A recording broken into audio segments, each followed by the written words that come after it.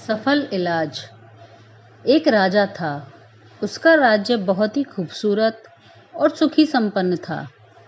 एक बार उसके इकलौते राजकुमार के बाएं गाल पर एक फोड़ा निकल आया।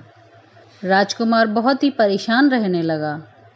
वह हरदम लेटा ही रहता, ना हंसता, न किसी से बोलता, ना ही अन्न जल ग्रहण करता। राजा उसकी व्यथा देखकर बहुत ही परेशान और चिंतित हो गए। उन्होंने अपने राज्य में मुनादी करवा दी। जो भी वैद्य या हकीम उनके राजकुमार का इलाज करेगा, उसे राजकुमार के भार के बराबर सोने की मुद्राओं से लाद दिया जाएगा और उसे अपने राज्य में एक सुंदर सा मकान और बहुमूल्य रत्न प्रदान किए जाएंगे, जिससे उसका जीवन सुखपूर्वक व्यतीत हो पाएगा।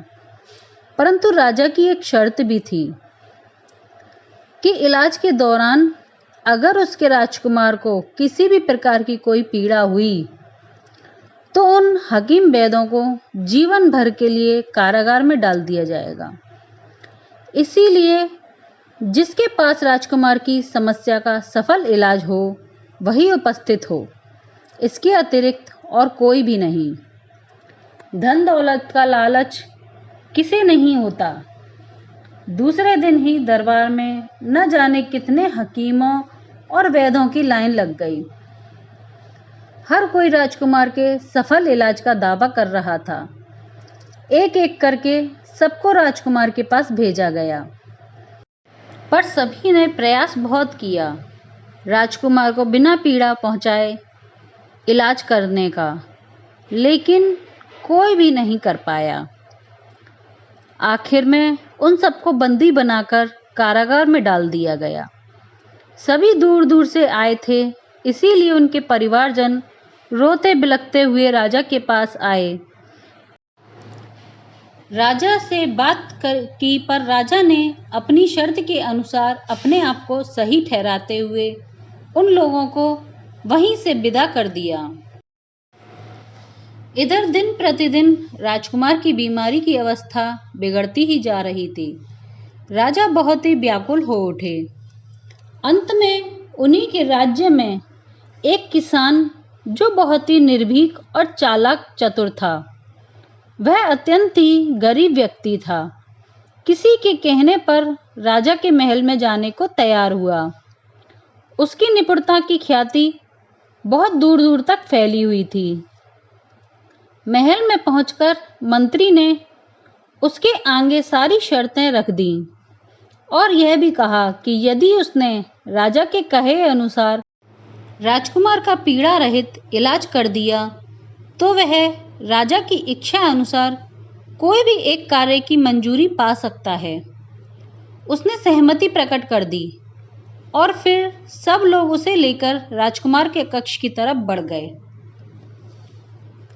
राजकुमार के पास पहुंचकर उसने सभी को कमरे से बाहर जाने के लिए कहा, तो राजा इस बात पर परेशान हो गए। उन्होंने कहा, हम हमारे बेटे का इलाज होते हुए देखना चाहते हैं कि जरा भी पीड़ा हुई या नहीं। किसान ने कहा कि आप सिर्फ पीड़ा देख सकते हैं, पर राजकुमार को पीड़ा की अनुभूति होगी, अतः वो आपसे खुद ही बता देंगे कि उन्हें पीड़ा हो रही है। इसीलिए कृपया करके आप लोग कक्ष के बाहर प्रस्थान करें। मेरे इलाज करने का यही तरीका है। यदि आपको इलाज करवाना है तो ठीक है, वरना मैं यहाँ से चला जाऊँगा। अब मंत्री जी के समझाने पर वो सभी लोग कक्ष से बाहर निकल आए। किसान ने राजकुमार के गाल पर बड़े गौर से देखा। उसके बाद वह अपने दोनों हाथों से राजकुमार को गुदगुदी करने लगा। जोर जोर से गुदगुदी होने पर राजकुमार हंसने लगा। हंसते हंसते ही राजकुमार का फोड़ा फूट गया और सारा पस और खून बाहर निकलने लगा। हंसते हंसते ही किसान ने उस पर पस और खून को साफ कर दिया। उसने सबको अंदर आने के लिए कहा। राजा आए और उन्होंने अपने राजकुमार को इतना खुश पहली बार देखा। तो उनका हृदय प्रसन्न हो बाग बाग हो गया। किसान ने राजा से कहा, राजन, राजकुमार का सफल इलाज हो चुका है।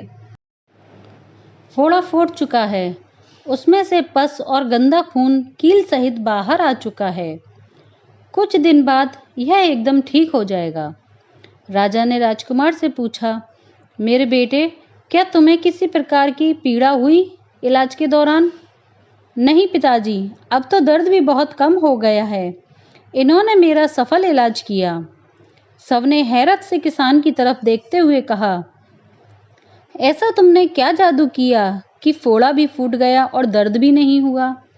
किसान ने कहा, मैंने पहले बहुत गौर से इस फोड़े का निरीक्षण किया। वह पूरी तरह से पक चुका था, इसीलिए राजकुमार को अत्यंत पीड़ा हो रही थी।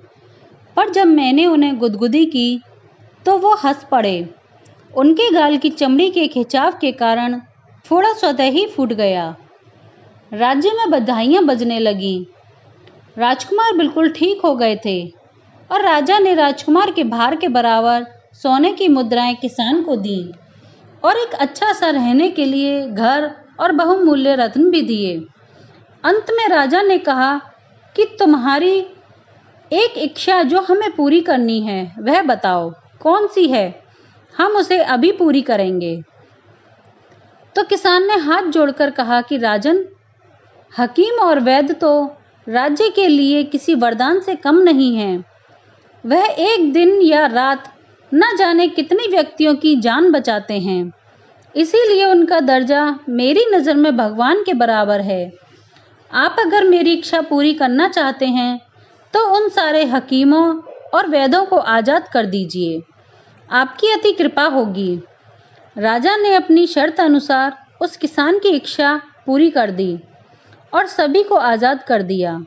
इस प्रकार उसके सामने अपनी सूझबूझ और अपनी चतुराई से अपने प्राण और बाकी सबके प्राण भी बचाए और काफ़ी धनवान व्यक्ति बन गया।